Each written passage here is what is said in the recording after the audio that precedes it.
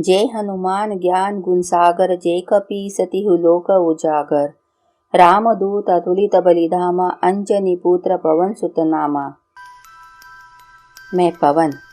मेरे मुंह से हनुमान चालीसा सुनकर आपको विश्वास नहीं होगा कि ये मैं ही बोल रहा हूँ, क्योंकि मैंने कभी भी भगवान पर विश्वास नहीं किया था। मेरे पिताजी हनुमान मंदिर में पुजारी थे। वे मुझे भी बचपन से सुबह सुबह हनुमान मंदिर ले जाते थे। मुझे हनुमान चालीसा सिखाते थे और मुझसे बुलवाते भी थे। पर मेरी मम्मी को ये पसंद नहीं था कि मेरा बेटा भी पुजारी बने, क्योंकि पापा को कभी दक्षिणा मिलती थी तो कभी नहीं मिलती थी। मम्मी को उसमें ही गुजारा करना पड़ता था। इसलिए मम्मी मुझे बहुत पढ़ाकर बड़ा अफसर बनाना चाहती थी, ताकि मेरी ज़िंदगी सुकून से गुजरे। मम्मी ने पापा से झगड़ा करके शहर के इंग्लिश मीडियम स्कूल में मेरा दाखिला करवाया। तब गांव से स्कूल जाने के लिए कोई ऑटो या स्कूल बस नहीं थी। सिर्फ एक बस सुबह जाती थी और दोपहर 3 बजे वापस आ जाती थी।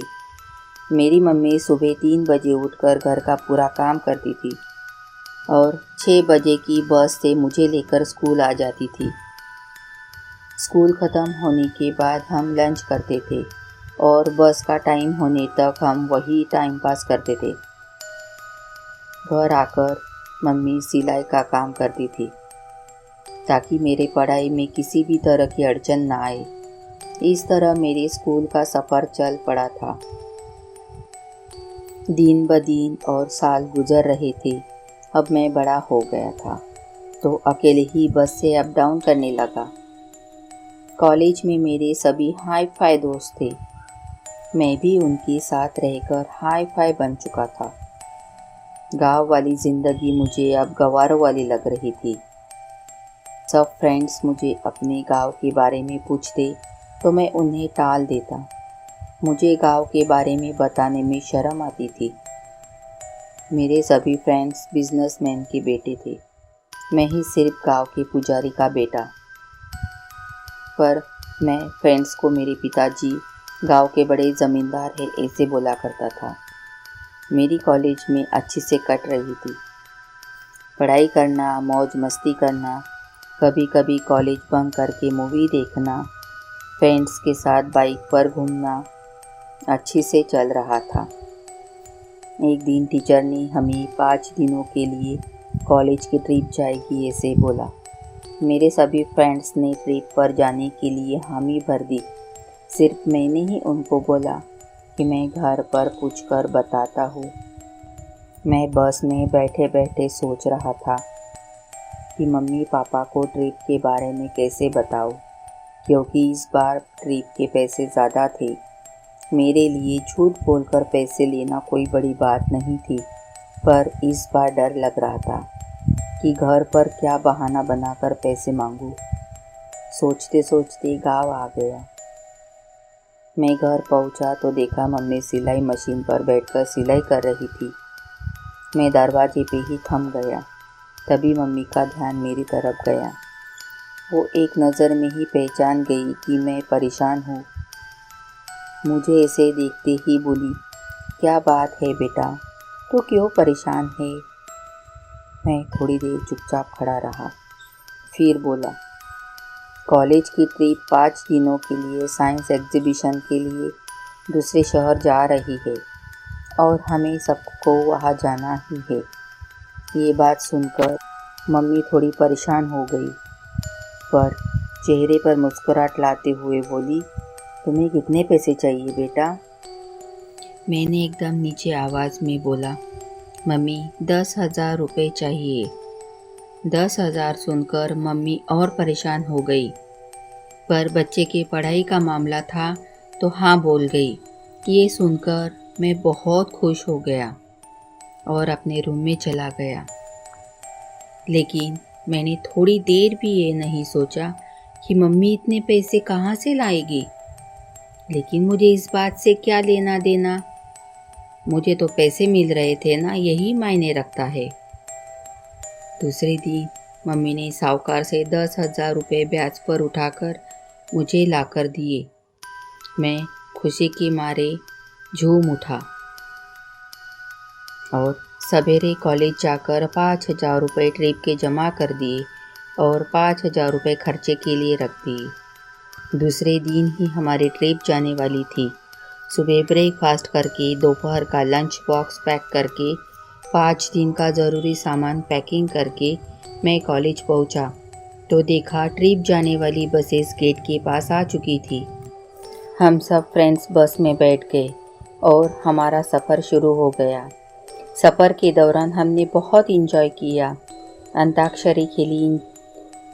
इंजॉय करते करते वक्त कैसे कटा पता ही नहीं चला और गेस्ट हाउस आ गया। हमारे कॉलेज की रूम्स वहाँ बुक थी। हर रूम में 4-4 बच्चों को रखा गया था। हमारे रूम में हम चारों फ्रेंड्स रुके, राजीव, शिवम और वंश।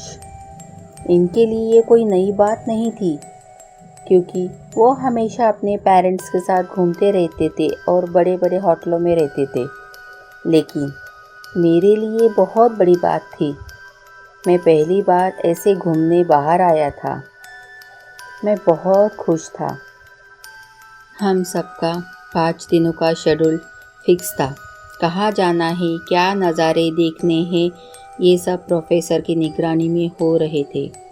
हम सब बहुत इंजॉय कर रहे थे। इंजॉय करते करते 4 दिन कैसे गुजर गए पता ही नहीं चला। तभी शिवम को गेस्ट हाउस के कुक से पहाड़ी के जागृत हनुमान मंदिर के बारे में पता चला। लेकिन उसने ये भी कहा वहाँ सिर्फ दिन के उजाले में ही जा सकते हैं। रात को वहाँ जाना मना है। वहाँ जाने वाला रास्ता घने जंगल से होकर जाता है। हमने मंदिर जाने की बात प्रोफेसर को बताई पर उन्होंने मना कर दिया क्योंकि शेड्यूल के अनुसार हमें दूसरी जगह जाना था। पर हमें वहाँ जाने का बहुत मन था तो हम सब ने रात को खाना खाने के बाद छुपते छुपाते गेस्ट हाउस से भागने की प्लानिंग बनाई। हम सब ने सोचा रात को निकलकर सुबह होने से पहले वापस आ जाएंगे। प्लानिंग अनुसार हम सब पहाड़ी पर टॉर्च लेकर निकल पड़े। झाड़ियाँ सही में बहुत घनी थी। हमारे सेफ्टी के लिए हमने झाड़ियों से लंबी लंबी लकड़ियाँ तोड़ ली और रास्ता खोजते खोजते निकल पड़े। उस दिन अमावस्या की रात थी तो घना अंधेरा भी था पर हम बिना डरे निकल पड़े। थोड़ी दूर जाते ही हमें किसी लड़की की चिल्लाने की आवाज़ सुनाई दी। हमें लगा कोई मुसीबत में है। हम उस आवाज़ की तरफ बढ़ने लगे।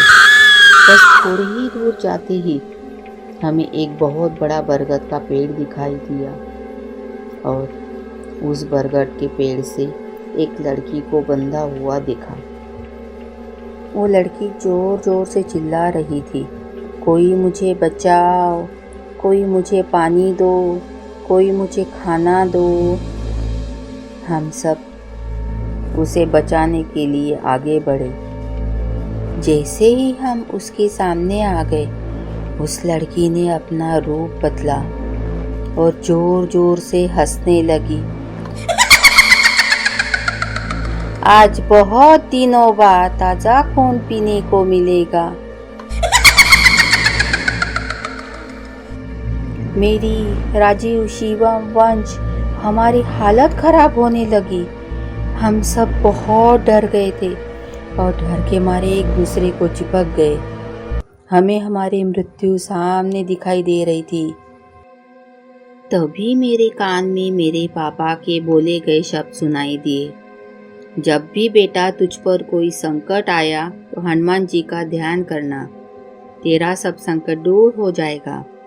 और मेरे मुंह से अपने आप हनुमान चालीसा निकलने लगी। जैसे ही हनुमान चालीसा के शब्द उस चुड़ैल के कान में पड़े वो चिल्लाने लगी और अपने आप जलने लगी और जलकर राख हो गई, जैसे स्वयं हनुमान जी ने आकर हमें बचाया हो।